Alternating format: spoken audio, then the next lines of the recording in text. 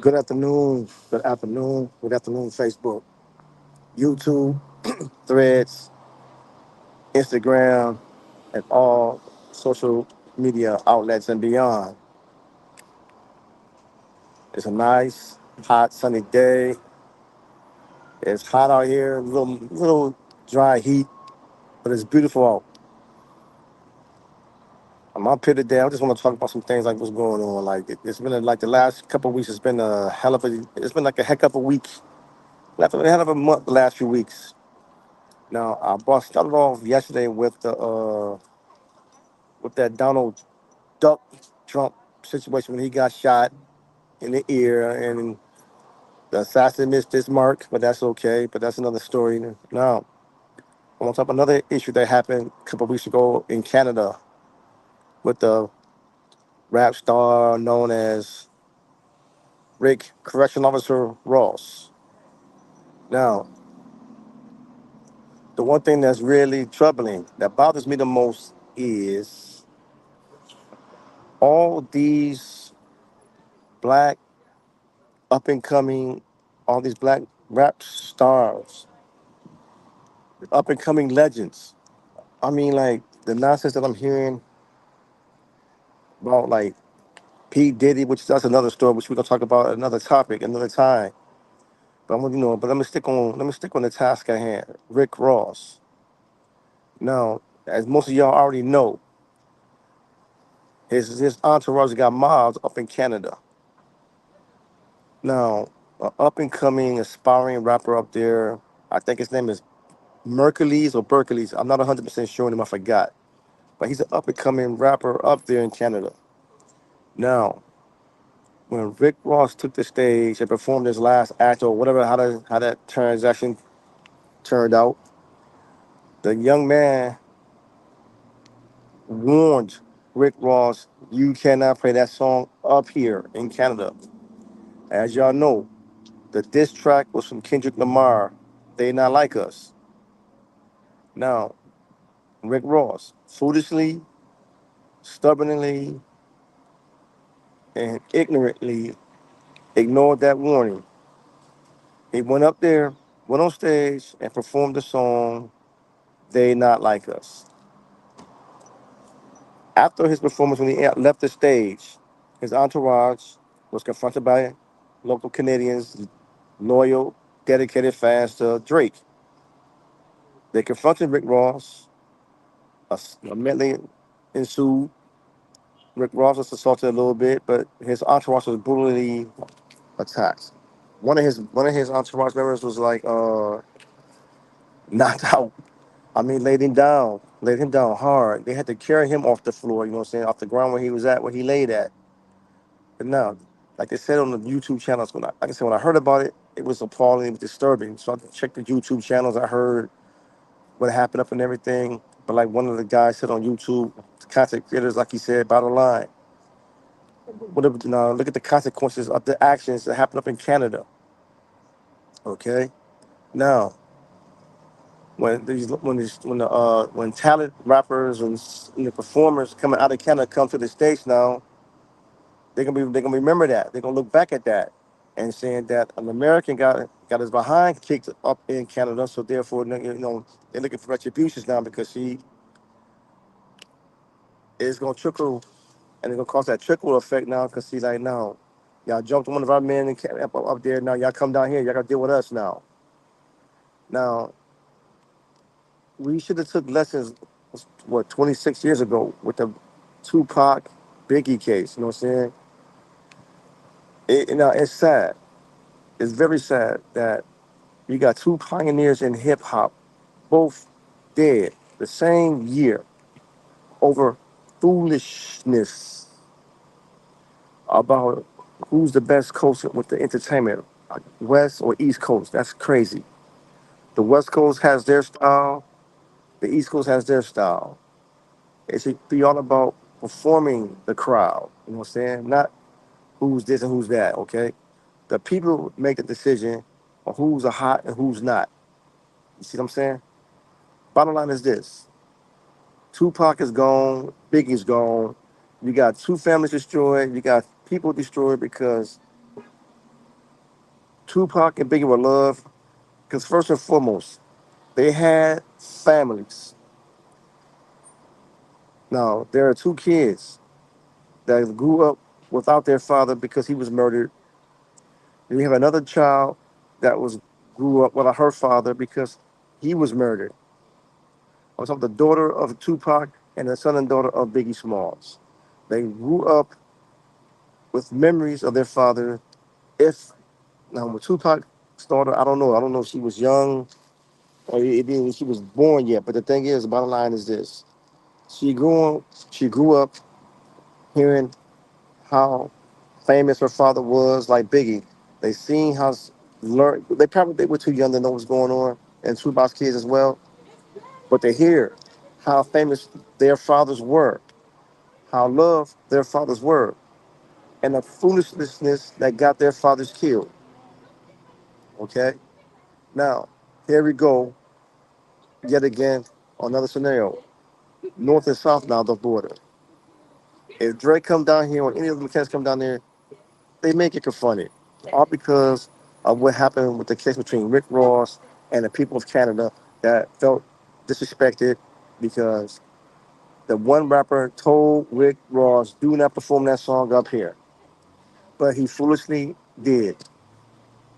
When is black people gonna come together, grow up, take the chains off the brain, learn who they are and what they are, what their sonship identity, and be men and women, be African descended men and women. Okay, too much is going on. We got too many enemies as African Americans to be fighting ourselves over the stupid stuff that we fight and kill each other over. It's ridiculous. Now, I don't have too many solutions, but the thing is, like, look, had Tupac and Biggie lived, and some of the stories I heard is like they both were leaving their respective labels. Because if Tupac and Biggie could have got together again, these two brothers alone could have united a whole front of unity. Because if you remember, and Die in L.A., Tupac said it clear that Hollywood. Now I forgot the exact words, but like he said, we will burn this sucker up. Because see, if Tupac could get together, because he like him and other people's in like in this rap game up in Compton, because NWA was still around, even though they let what's his name, Ice Cube had left. The power in the rap game in the LA West Coast situation could have came a very powerful situation. They could have came together and they could have got the soldiers that wear that red and blue. And you got the brown brothers and sisters down there. You got the Asian brothers and sisters down there. They can go to downtown LA and go to Hollywood. That presence alone on the United Front would scare LAPD. It would scare Hollywood. And they take the words of Tupac and saying, look, if you don't do what we need to do to better our conditions, our neighborhoods, our schools, we going to burn Hollywood down. That's that. Like I said in the previous episode, when when they took that picture, you can Google it, the picture with Malcolm X and Martin Luther King. Did y'all know that Martin Luther King Jr. sat down with the Honorable Elijah Muhammad, peace and blessings be upon him, and they talked. The Honorable Elijah Muhammad sat and asked the Reverend Dr. Martin Luther King, does he believe that the white man is the devil? Martin Luther King agreed. Now, I don't know if he believed, if he was genuine with it or not, but the worst thing that could have happened had King's organization and the Nation of Islam would have united on the civil rights movement level and took it to a double level. Ain't no telling what would happen, but now, but still, let's look at the situation. Again, many people died for our right to vote, for our right to live in peace, go to anywhere we want to have our lunch, breakfast, and dinners, where we can eat and sleep at when we travel in hotels. Now, a question was asked some time ago on Facebook and a lot of social outlets: Did did their civil rights hurt or did it help African Americans? Okay, the civil rights movement, I say, in my opinion, it's a yes and no question. It helped and it didn't help.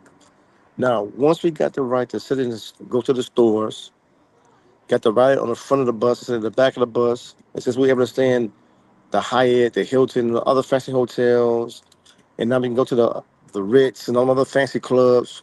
Now remember, we had our own prominent hotels, we had our own businesses, we had everything that benefited us as compared to some of the luxuries of the white Americans when we had the fancy clubs. We had the fancy clubs. We had decent hotels with the as long as they did. But see now, when civil rights came in, we was able to do all these things. It kind of killed our social economic businesses and everything. Because like, we had our own cab companies, even had our own bus company. Because at that time, Jim Crow laws prevented black people from really riding the bus. So they had to ride the bus, they had to ride the back. They couldn't get cabs. They couldn't go to decent hospitals. And now, sometimes being equal but separate would have been just fine. But still, when they did the schools, it killed our school system. Because like now, you see kids getting bused to school instead of walking to the school now. They're going to go to schools too far away to walk. But still, we still have a long way to go because it's still hard to believe that 24 years into a new century, we still have racial discrimination. You still got black men being lynched. You still have an active clans unit, okay? You still have active clan unit. You still have, and let me see, like when you look at it, come to Buffalo, New York. A lot of the Klansmen now wear police badges. You know that funny tin band they wear right there?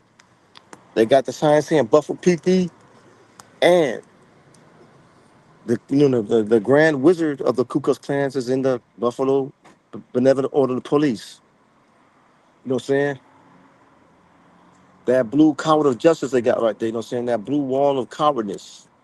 Because see, like only here in Buffalo, where cops do some of the dumbest shit, and you got this union that's backing them up, and you got black politicians saying,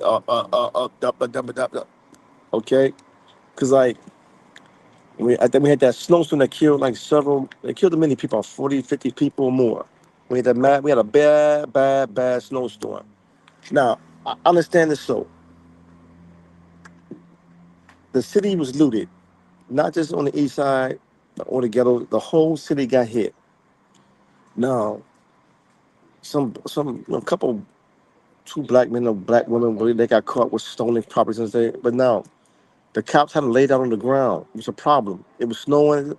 So, but now that this is the thing, what right does a cop have to have a man laying up on ice and snow? Okay, I know he did a crime, but get him out the snow, put him in a cuff. He's cuffed, they cuffed.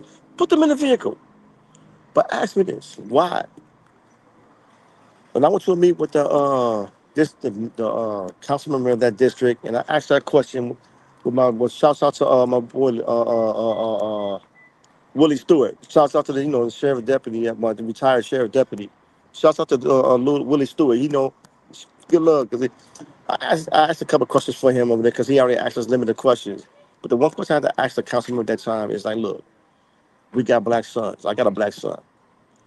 Now, during that snowstorm, I asked a question. If I left a dog out there in that snowstorm, I would go to jail and be charged for cruelty to animals and be fined heftily. But now, the police they take you out, even though it's cold, they lay you down in the snow and ice and be like, and just have you lay there while they talk the dumb crap they always do. And that's what really trips me out. We see cops on the scene, they run down, they have all these 30, 40 cars running down here and parked there, then they start talking the dumb crap, talking about the next spot where they're gonna have coffee and donuts at. And but yeah, you got a man and woman laying up in the snow and ice. But yet, if I leave a dog out there in the cold, in the ice cold weather, I can go to jail. I'm definitely gonna be charged and fined because I was being cruel to an animal. So they saying a dog got more right than a black man and woman with these dump with these punk racist cops that come out of Buffalo, New York. Most of them, they live in the suburbs. They want to talk about that because like they live in Buffalo about their safety risks. But what about the black cops that live in Buffalo? If you got, and then, but I'm not gonna take it there because like you do got some crooked, crazy, overzealous black cops.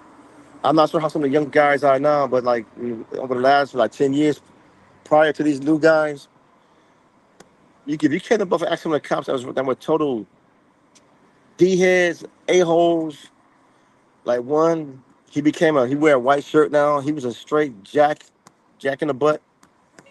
I don't want to say the name out right now because you know what I'm saying, but like it's simple. It's a fact, man, that some of the cops right here and like now some of the white cops they straight undercover Klansmen and they hide under the cloak and dagger of the Buffalo Police Union and our black leadership. Like I said before, on the article I wrote with the Buffalo Challenger, what does the police union have on our top leaders in City Hall, especially that dude on the second floor? What does Buffalo Police Union have on him? You know what I'm saying?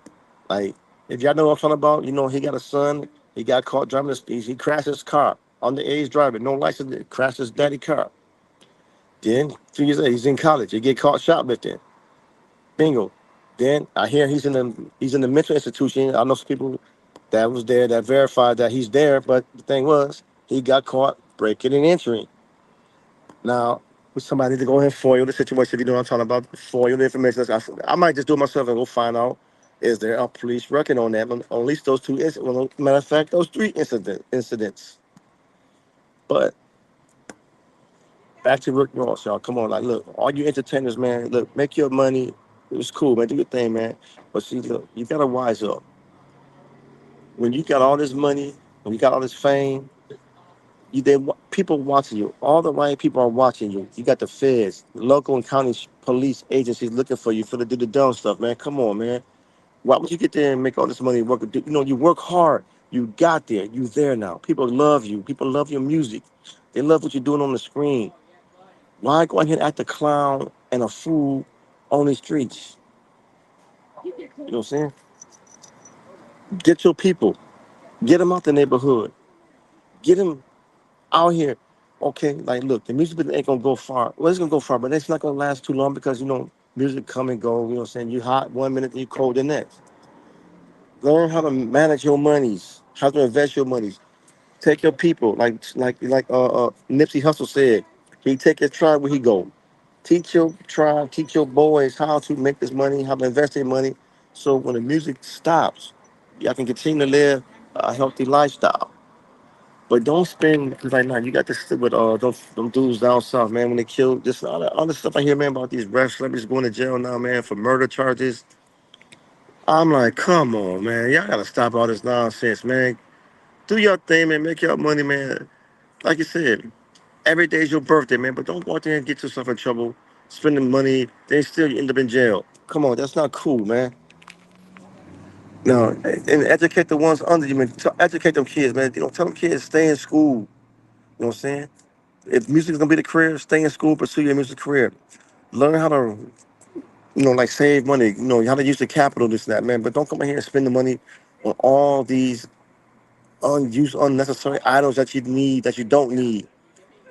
You know what I'm saying? Put money aside so therefore when the music stops and you're not hot anymore, you got money to fall back on. You know what I'm saying? Try to find you a job, trying to stay in the business. You know what I'm saying? Do something, but stop all this black on black crime. Stop arguing. I'm like, why would you want to argue? You live in Oklahoma City, you a hot rapper out there. How the hell y'all get into an argument with a rapper that lives in Brooklyn somewhere? Y'all now y'all battling, you know what I'm saying? Because like y'all don't battle rap no more. Y'all want to battle rap and y'all want to slap and fight each other because you got beat. What happened to that? Now let's get back to the rhythm of making music, man. Like NWA said, they gangster rapping, they like they said they're telling us the reality of how they live out there in California. Like when New York when they came out, they spoke positivity. But see, that's one thing we gotta look at this. See, when they spoke, the way they spoke, they taught, and they lectured about the realities on the streets in New York, like they did. Now, the music business didn't really want the rap game because they didn't like it, they didn't understand it. But now, when they started realizing about the rap culture, the drill music, the gangster rap, and all the other good stuff they call it now, when they start hearing people doing some with their guns, all the liquor they have out there, all the money they have, now they want to have investments in you, the rapper, promoting lifestyles that's wiping out generations after generations. You know what I'm saying? And y'all, y'all being pimped by the music business. You know what I'm saying? You know, shouts out to your boy. That what's his name? You know what I'm saying? Master P. Shout out to Master P. How he taught Snoop Dogg how to invest his money, how to protect himself in the music business. You know what I'm saying? I would say shouts out to Puffy Combs because he made it big, but all the nonsense he doing, did he being implicated in the killing of Tupac and all the good stuff. That's crazy. And then his sexual allegations, like, no. So I gotta take him off the block with that.